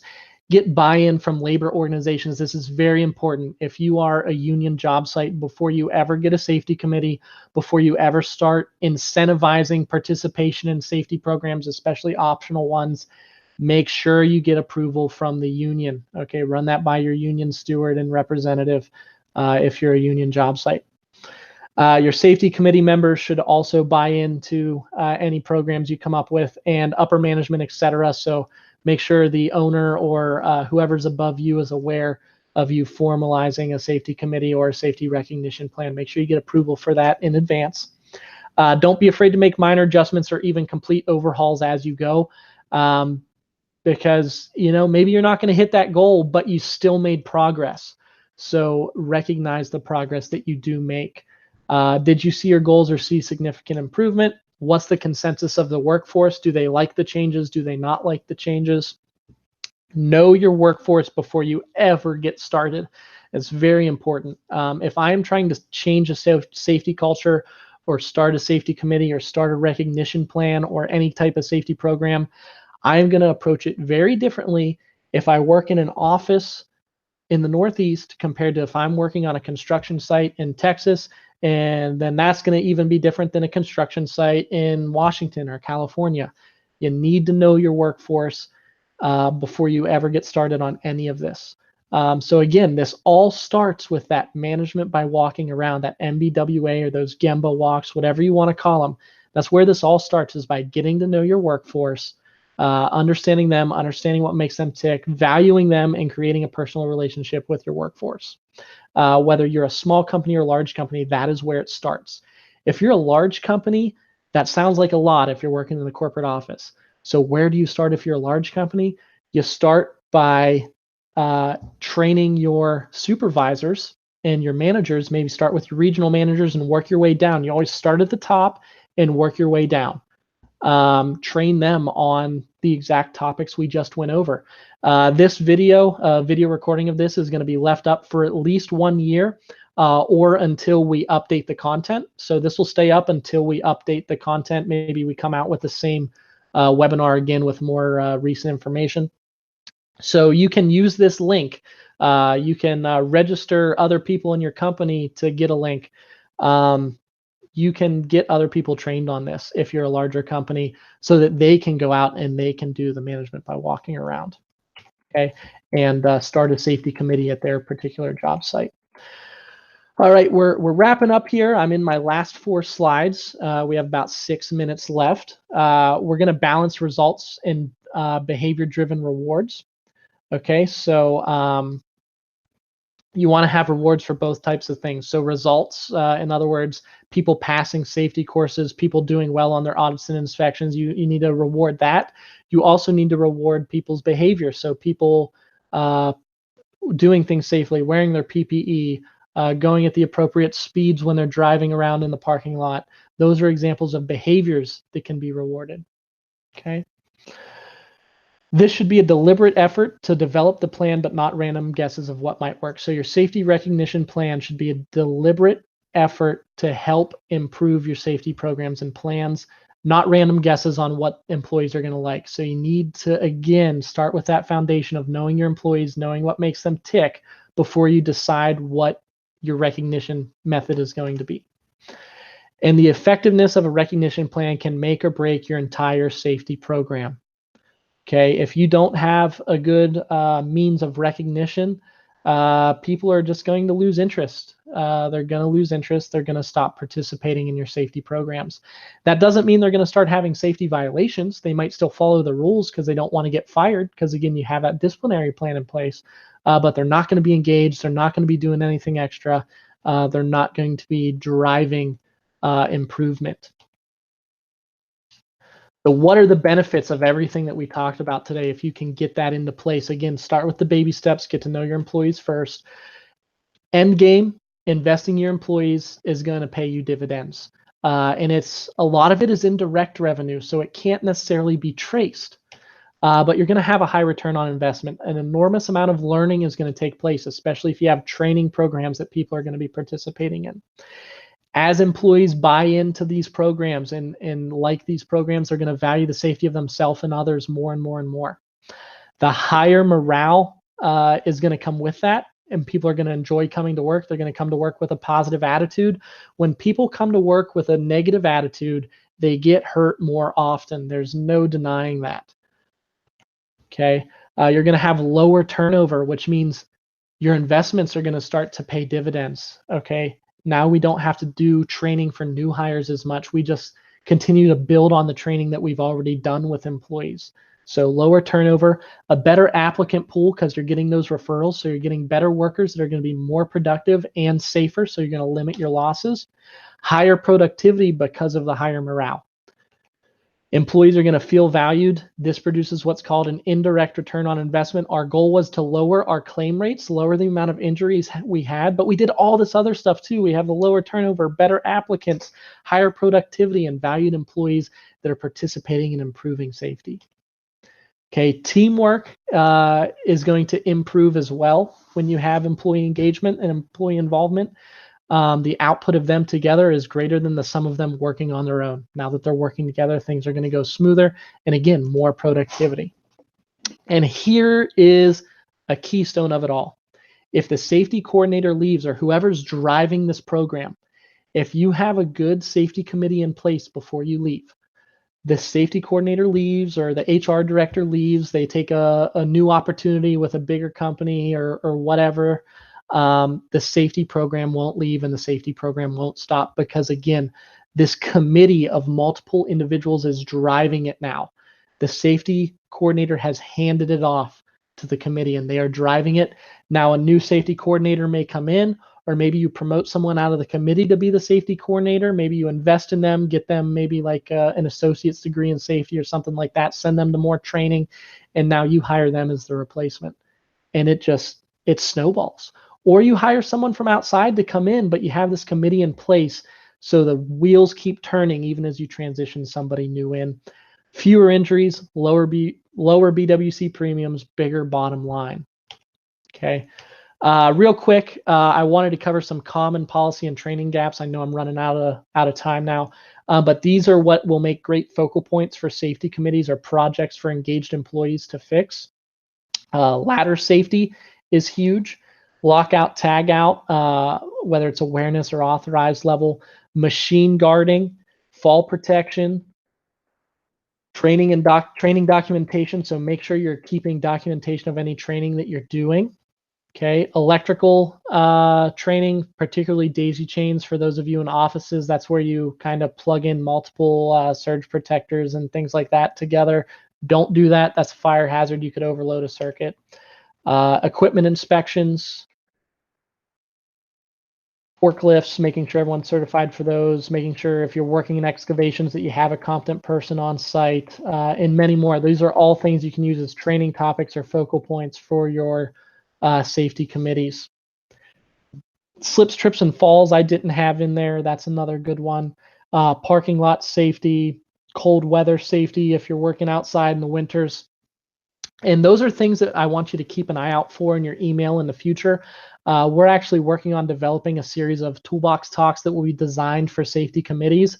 Once I get a bank of those together, we're going to send out information on those to our employers, especially those of you with the CareWorks TPA. So keep an eye out for that. Also keep an eye out for future webinars. We're going to have various topics for webinars coming out in the future as well. Some will be free, and the 1 hour classes will be free. The 2 hour classes will be the same fee you paid for this one. So keep an eye out for those. And if you have any questions, my email address is right here. We do plan on sending out certificates for this, so keep an eye out for your certificate for participation in your email. If you have a LinkedIn, feel free to connect with me on there because I'm always sharing information on my webinars and safety topics, as well as updates in industry from OSHA and other regulatory bodies on my LinkedIn page. So absolutely, thank you for attending. It's now 1 o'clock here, and I believe 3 o'clock on the East Coast, so we are out of time. So that was all of it. Thanks for attending. Again, if you have any questions, feel free to shoot me an email. If you have questions about certificates or you don't receive a certificate by the end of next week, you'll email marcia.dennis@yorkrisk.com. That's marcia.dennis@yorkrisk.com. If you forget that, my email is right here in this video and it will stay posted. Thank you, Lori. Thanks everyone for attending. Okay, have a good day and happy holidays. I'll be sticking around here for a couple minutes too. If you have any questions, you can type them in the chat as well.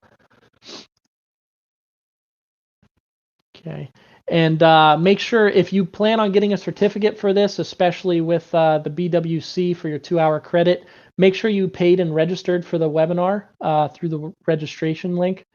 That is how you get that certificate.